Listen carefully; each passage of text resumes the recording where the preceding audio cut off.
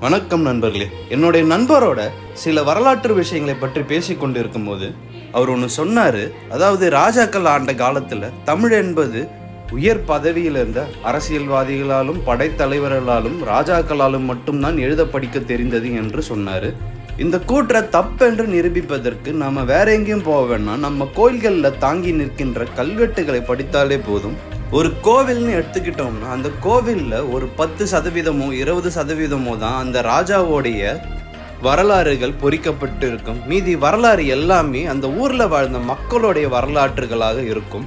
அந்த கல்வெட்டுகள் ஊர் மக்களுடைய தானங்களான நிலதானமோ, தெய்வங்களுக்கு கொடுத்த ஆபரணங்களோ, வேண்டுதலுக்காக கொடுக்கப்பட்ட தானங்களையே அந்த கல்வெட்டில் பொறிச்சிருப்பாங்க.